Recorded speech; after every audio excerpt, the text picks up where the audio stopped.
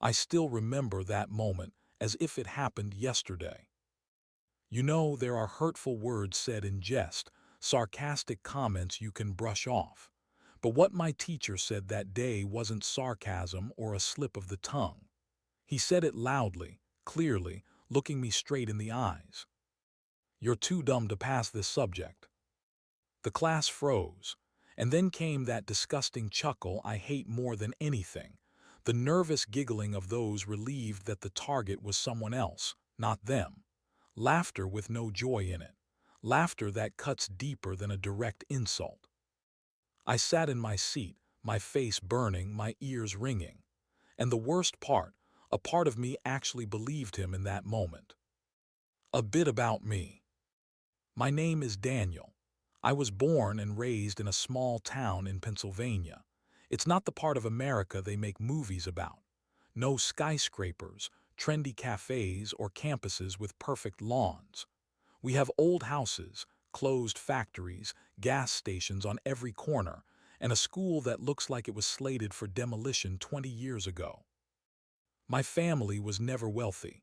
Dad's a truck driver gone for weeks on hauls. Mom works night shifts as a nurse. They're hardworking people, but not the kind who could sit with me evenings, check homework, or explain algebra. They didn't have the energy for it. They didn't have the time. I was never a straight C or D student, but I wasn't an A student either. You know those kids teachers barely notice. That was me, average, invisible. But everything changed when I ended up in Mr. Robinson's class. Mr. Robinson taught U.S. history, a tough subject, especially for those whose memory is geared more toward images and associations than dry dates and names. From the first lesson, he made it clear, either you're one of his favorites or you're in for a rough time. He always had his own students, usually kids from good families. Members of the parent committee, athletes, someone from the school elite. He smiled at them, praised their answers, called them good job. I didn't fit that category. To him, I was just that guy from the back desk, unremarkable, unnoticeable. But it seemed like that's what irritated him. At first, I thought I was imagining it. He'd skip over my raised hand when I tried to answer. He'd return my assignments with comments like, "Did you even read the instructions?" Even though I'd done everything right. Once, I correctly answered a tough question and he said, "Well, even a broken clock is right twice a day." The class laughed. I did too, but inside everything tightened up. That was the first time I realized he was going to play the long game with me. It happened in December, a couple of weeks before the big tests. I prepared like crazy, honestly. I had flashcards with dates, wrote notes, crammed at night. I wanted to prove to myself at least once that I wasn't worse than the others. In class, he decided to do a mini quiz. He walked between the desks, throwing questions at random students. My heart was pounding, palms sweating.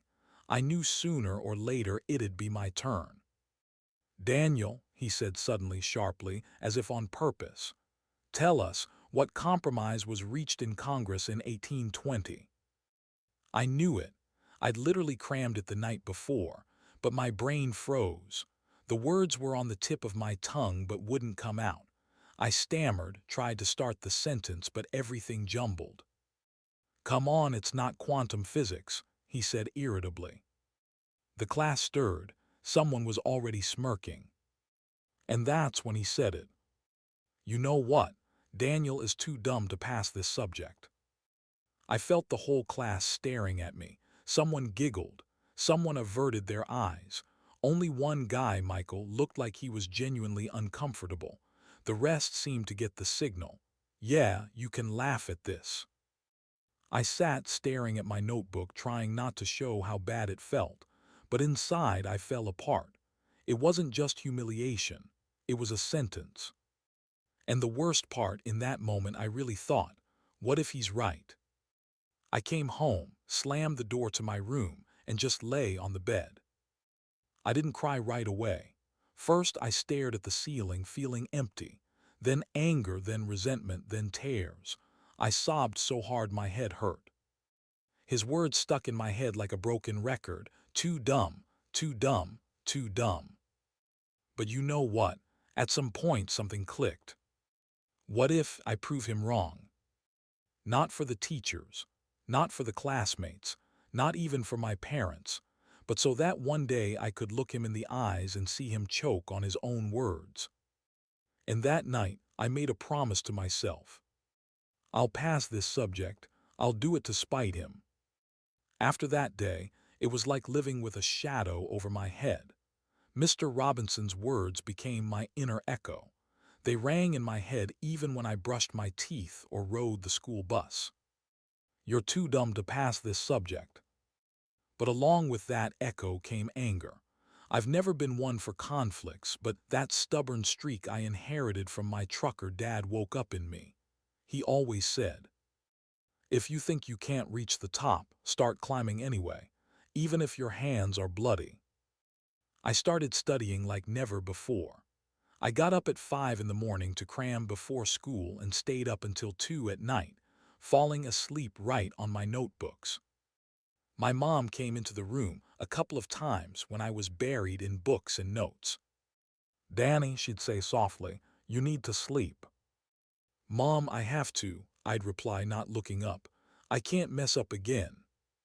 She'd sigh, her eyes said, "You're pushing yourself too hard," but she didn't say it out loud. She knew she couldn't stop me. I had a cousin named Josh. He was in college in Philadelphia and came to visit us a couple of times a month. Josh was always the smart guy in the family, the one who got everything easily. When he found out what Mr. Robinson said to me in class, his face darkened. "That jerk really said that." He even clenched his fist. "Dude, you're not dumb, he's just an asshole." I smirked. "Thanks, but it doesn't change anything." "No, it does," he said, "because I'll help you. We'll make it so you know history better than he does." And we started. Josh taught me to make mind maps, associative maps, linking dates with images and events. Instead of dry 1820 Missouri Compromise, he'd draw a chain. Slavery right arrow north versus south right arrow Senate balance right arrow compromise. Suddenly, the facts started forming a logical picture. For the first time, I felt like I could really understand the material, not just memorize it. But school remained hell. Every time I raised my hand, Mr. Robinson acted like I didn't exist. He'd ask others, skip over me. Sometimes he'd say outright, "Daniel, no, let's leave the question for someone who knows the answer." And the class would laugh again. I started hating not just him, but those kids who enjoyed someone else's humiliation, especially Jake, the school athlete, teacher's pet. He'd always smirk slyly when Robinson cracked a joke at my expense. One day I decided to stand up for myself. In class, I raised my hand, and when he ignored me, I didn't lower it. "Mr. Robinson," I said firmly, "let me answer." He squinted. "Well, let's see if it's not a waste of time." The question was tough. Causes of the Civil War. Before, I'd have stumbled, but now I saw the diagram Josh and I had drawn in my mind. I started speaking, calmly, confidently. For 5 minutes, I talked about slavery, economic differences, compromises, political tensions. The class listened. And when I finished, there was silence. Mr. Robinson looked at me and said, "You just memorized a speech. That's not understanding." And he moved on. No laughter, but worse, my heart shattered. I came home, slammed my backpack on the floor, and collapsed on the couch. I felt like I'd run a marathon, only to be overtaken at the end. Josh noticed my state and said, "Listen, he won't change. You have to prepare not for him, not to hear his praise, but so that one day no one can call you dumb." Those words stuck with me. I realized my goal wasn't for Mr. Robinson to say, "Good job." My goal was for his words to lose their power over me one day. From that day, I started keeping a journal. In it, I wrote down every little thing I learned, every victory, every failure. I made a calendar on the wall and marked off the days until the exam with crosses. Every time my hands dropped, I remembered his voice. And the stronger it echoed in my head, the more I wanted to prove the opposite. I never thought preparing for one subject could become my whole way of life. But that's what happened. After school, after chores, even on the bus, I lived history. The bus was always a place of quiet for me. Usually, I'd put on headphones and stare out the window while everyone else yelled, argued, threw paper balls. But now, I always had flashcards in hand. "Are you really studying on the bus?" Sarah, the girl from the next seat, asked one day. She was one of the popular ones, and the fact that she talked to me at all was weird. "Yeah," I shrugged. "Exam soon." She smirked. "It's just history. Who even cares about history?" I stayed silent. For her, it was just a subject. For me, a whole war. After classes, I started going to the school library. It smelled of old books, and the lamps gave a dim yellow light. Usually, it was nerds or kids hiding from the world there. I picked a corner by the window and made it my base. Spread out flashcards, notebook, books. Sometimes the librarian, Mrs. Henderson, would come over. "You're like a soldier on the front lines, Daniel," she'd smile. "All for the exam." "Yes, ma'am." "Well, don't burn yourself out. The mind isn't just about grades." I nodded, but inside I knew. For me, it was exactly about grades, because grades would be my weapon against Mr. Robinson. Meanwhile, nothing changed in class. Mr. Robinson kept up his game. Sometimes he'd come over, look in my notebook, and say loudly, "Are you sure that's your notes? Doesn't look like it, too neat." The class laughed. Sometimes he'd deliberately bring up a topic I'd mentioned before and pass it off as a random mistake by a dumb student. For example, some think the Compromise of 1850 was only about slavery, but that's superficial understanding. And he'd glance right at me. In those moments, blood rushed to my face. I wanted to stand up and yell, "That's not true, I know more than you think." But I stayed silent, because I had a plan, not with emotions but with facts. The exam would decide everything. Despite the taunts, I started noticing something was changing. When I spoke in class, even briefly, a few kids looked at me without smirking. Michael, the one across the row, whispered once, "Hey dude, I saw how you answered. You really nailed it." For me, that was more than praise, because for the first time I realized not everyone saw me as that dumb guy. But there were those who didn't like it. Jake, the school football star, seemed to decide it was his duty to remind me of my place. One day in the hallway, he stopped me and said, "Hey, smartass, heard you're cramming now to prove to Mr. Robinson you're not dumb." "Just studying," I replied calmly. He smirked and shoved me with his shoulder. "Relax, everyone knows you'll fail, just don't embarrass yourself." I clenched my fists but stayed silent. I'd learned any fight was an excuse for Mr. Robinson to say I was undisciplined and stupid. No, I had to win by his rules. One day in class, he asked a question about the Constitution. I raised my hand. He was about to skip but seemed to notice others exchanging glances. If he ignored me again, it would look too obvious. "All right, Daniel," he said with a smirk, "enlighten us." And I answered, not perfectly but correctly. He couldn't deny it. "Fluke," he said and moved on. But I saw a few kids smiled encouragingly at me. For them, it was just a moment. For me, the first crack in his wall. I came home and wrote in my journal, "Today I answered correctly." He didn't praise but didn't humiliate either. That's a small victory. I'll prove it's not a fluke. I sat on the bed. And for the first time in a long while, a smile appeared. From that day, I studied even harder. I divided the textbook into blocks, made a schedule. Every week, I tested myself, retaking quizzes on my own. Josh helped online, calling in the evenings, asking questions, and I had to answer without notes. Sometimes I collapsed from exhaustion. Sometimes it felt like I was swallowing facts like sand. But I didn't give up. Meanwhile, Mr. Robinson seemed to sense I was close to something. He started asking me increasingly complex questions in class, catching me on details, joking louder. "Well, here comes Daniel again. Thinks he's an expert now. Let's hear his lecture," he'd say, and the class would laugh. Each time my face burned, but each time I answered. Sometimes right, sometimes not, but I didn't give up. The closer the exam got, the stronger I felt. It was all leading to the moment of truth. Either I'd prove he was wrong, or he'd be right. And I couldn't let him be right. I woke up at 6:30 a.m. Usually I didn't get up before 7, but today was special.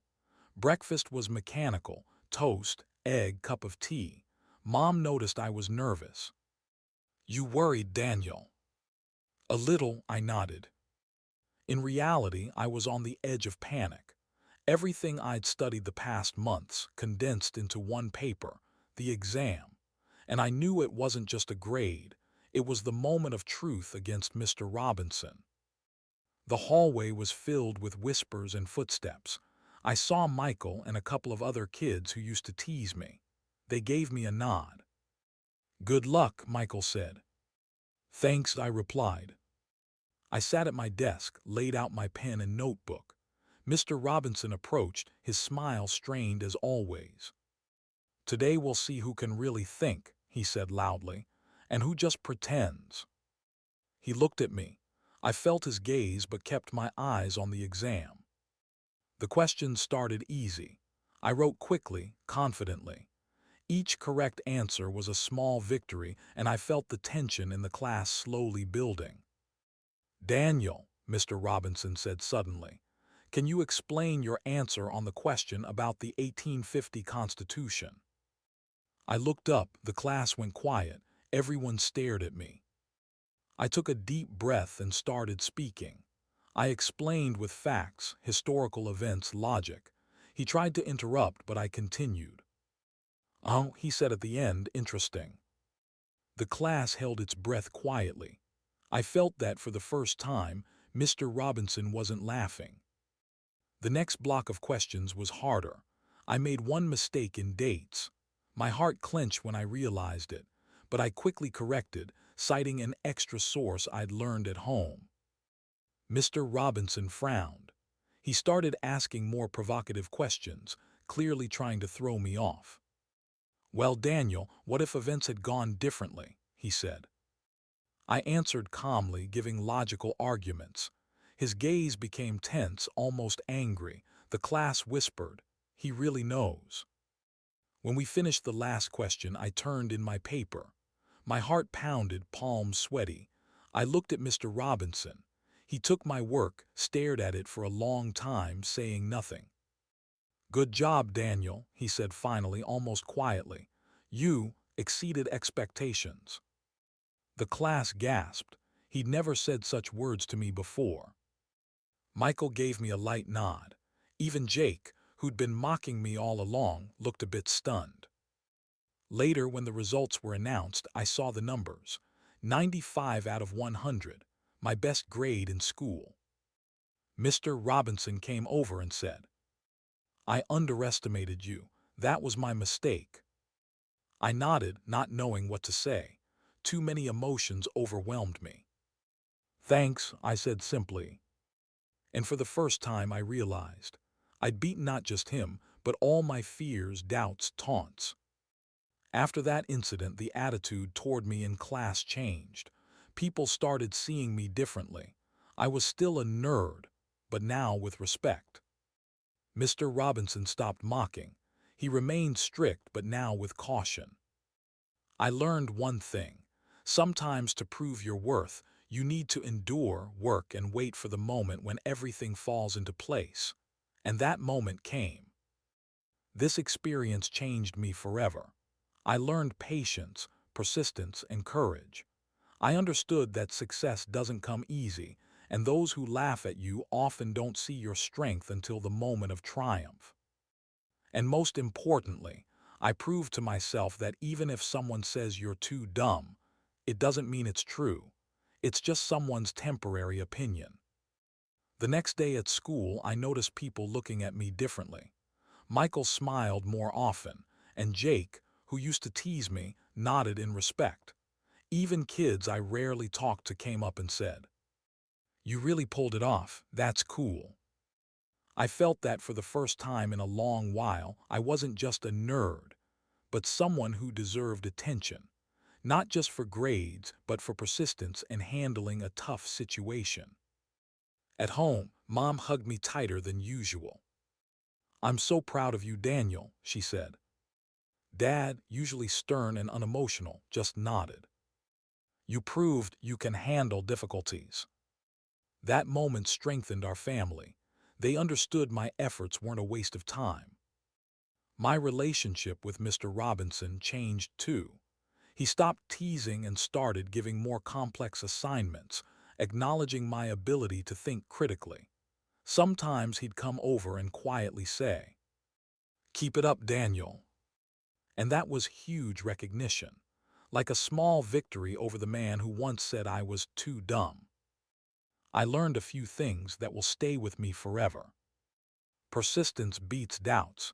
Even if someone thinks you're incapable, it doesn't mean you are. Respect is earned through actions. Sometimes you need to endure taunts and wait for your efforts to show. The power of inner belief. Others' doubts shouldn't define your self-worth. Every time I remember that exam, I realize it wasn't just a history test. It was a life test. Years have passed, but I still remember that day. Moments of fear, pressure, doubts, and triumph when I proved to myself that I could. This experience taught me courage, patience, and persistence. And now I know. Sometimes, to win, you don't need to be the loudest or strongest. You need to be the one ready to work, endure, and wait for your moment.